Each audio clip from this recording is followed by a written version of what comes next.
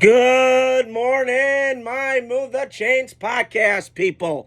What's that coming down the train tracks? We got a Georgia Bulldog bulldozing Tennessee. Yeah, that happened last night. What is going on today, guys? I hope we're doing well today on this awesome, beautiful Sunday. Fall weather's approaching. I got my Raider gear on. I'm ready to go. Recording this right before my Raiders play the Dolphins today. So, great weekend of college football yesterday. A lot of good rivalry games. Colorado looked good against Utah. I think they're on the road to a BCS or a Big 12 championship game, excuse me. And then you have Tennessee playing Georgia yesterday. I was thinking about my cousins.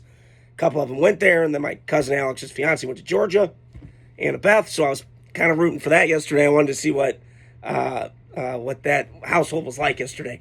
So my first reaction to that game, and I wanted to touch on Wisconsin and Oregon, and just kind of shocking what Wisconsin's become. I'm kind of concerned a little bit.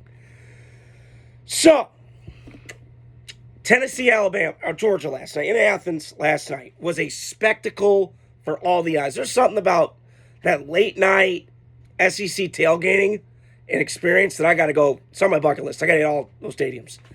The Swamp, that was lit last night. Excuse me, I'm a little cold weather right now.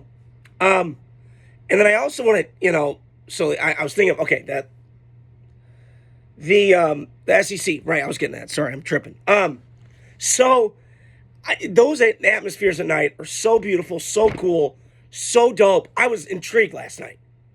Now, I want to hit Florida. I want to hit all of them. I want to hit the Swamp. I want to hit the Born on the Bayou. Good old Ed Rome. I want to hit LSU. I got so many things I want to accomplish in my lifetime, and that's one of them. It's to go to most of these SEC stadiums, late game at night. But that's for another day. But last night, Tennessee, Georgia, I really thought Tennessee was going to do it last night. And I was thinking about this today. It's great having you guys in. Is that I think Tennessee's a good program. I really do. And listen, I understand it's hard when you have never beaten Georgia before. The last 8 meetings, it's been Georgia. And I honestly feel like Tennessee is getting there. Now, I think if Nico had a couple more years under his belt, then maybe they win that game. Because they had a formula last night. Now, obviously, granted, in the first half. But you saw last night the formula to beat a Georgia with a physical football team. Run the ball, ground game, clock control, all that kind of stuff. And I saw it firsthand last night. But Nico's inexperienced right now. And I just think that stage, too much in the moment, it kind of got to him. Now, I'm not saying Nico's a bum. He's going to be a great quarterback. I believe at Tennessee. Now, is Tennessee kind of like front runner a little bit? They beat up on the bad teams. You could argue that. But from my standpoint, this offense is a mother to deal with. Josh Heupel's a smart coach. I mean, he's 35-10 against everybody else not named Kirby Smart, and we're going to hold that against him? You're seeing this with Josh Allen in the NFL.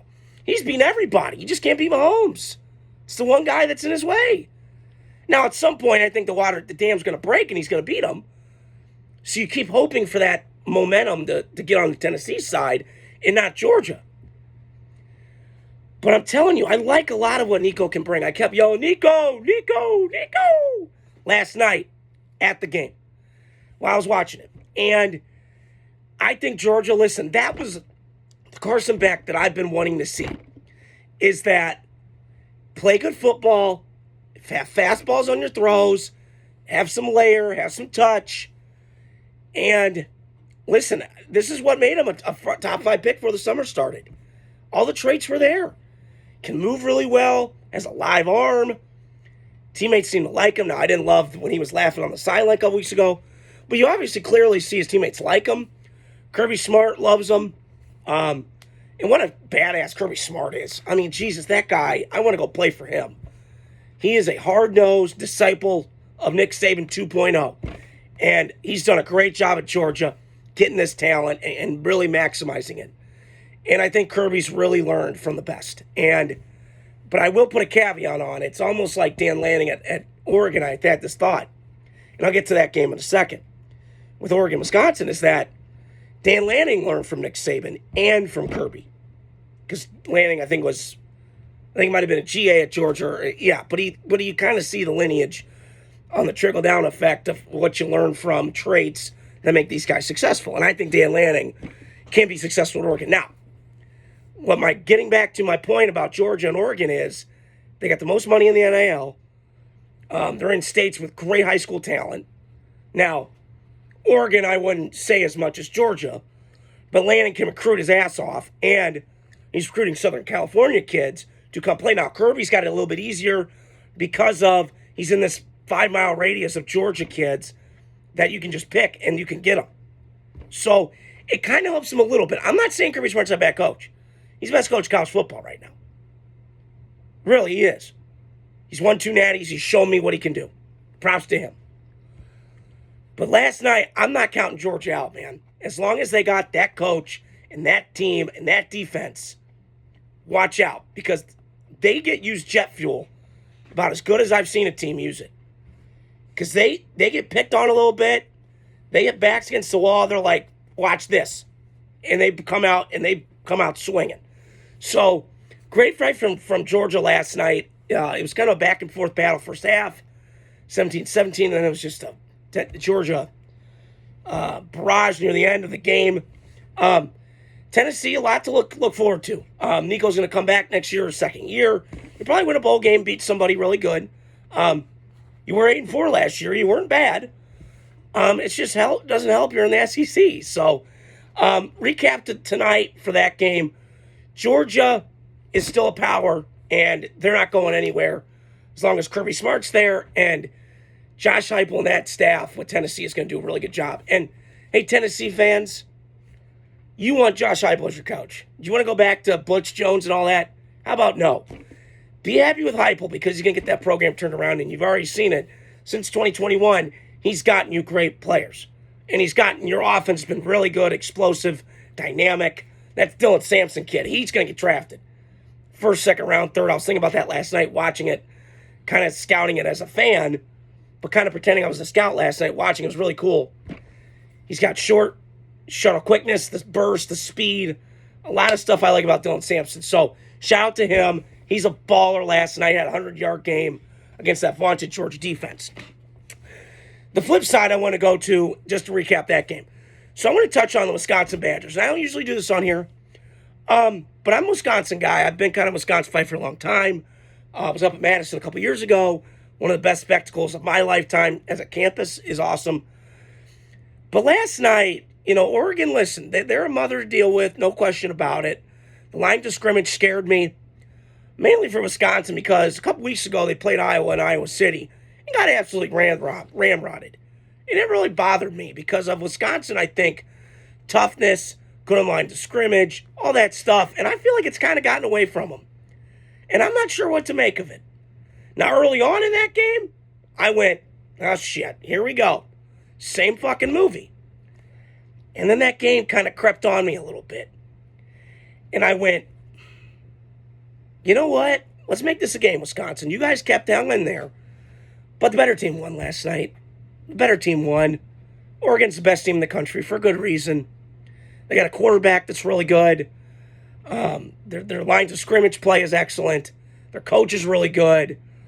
And they deserve to be the number one team in the country. It was a scare last night, no question about it. I give Wisconsin credit. They've been in these games. But there's something missing because the last 2 home games you've had, Penn State and Oregon, and you can't close. So I don't know if it's fickle. I don't know what's going on. There's a disconnect going on with that program. Excuse me. So there's something's got to give. Now, Wisconsin side of it, there's a lot of good things to take away. They held Oregon to 16 points. Usually puts up 30. That was a good sign. And Dylan Gabriel's a tough little guy. Now, look, is he going to be a good NFL quarterback? I don't know. I think he's more college than pro. But, hey, that's a great life to have. You did great in college. You sell insurance, great. Give the NFL a shot, why not? But the Wisconsin had a lot of good things last night. But, again, it just comes down to fourth quarters. And you got to close the game, man. They didn't close the game last night. And for a team that's always prided itself on physicality, kind of like Iowa, they're built the same. I don't know. Maybe it's been an off year in Wisconsin, but that was not pretty watching them get absolutely ramrodded against Iowa a couple years ago, 42-10 in Iowa City under the lights. So, yeah, that was just a bad game last night. Wisconsin had it. It was like a dagger in the heart, man. They had that game in the bag, and they couldn't close. And last thing I wanted to touch on today, I know I mentioned this at the top with Josh Heupel. He's a really good coach. And his offense, I studied a couple years ago. It's very creative. It's very split-oriented in terms of where the receivers are at. So I was very intrigued by that offense, and Hendon Hooker took advantage of it. They beat Bama a couple times. Bama, for a long time, it was a nail in the thorn in their horn, man, because Alabama's smacking Tennessee. And I'll tell you what, lately, they play spoiler, man. Last 2 times at home, they've beaten Alabama upright. So, listen, I'm all sold on Tennessee. I think their stock's only going to get better with Nico coming back. You got experience, Josh Heupel, and the staff. So don't get too mad, Tennessee fans. You could be a hell of a lot worse. I know it's not great being 0-3 against, losing last 7 against Georgia, and then 0-3 for Heupel against Georgia. But you could be a hell of a lot worse. So that's all I wanted to get on here today. I hope you guys are doing well on the super terrific Sunday. Football's coming up. Ending this recording right as my Raiders start to play.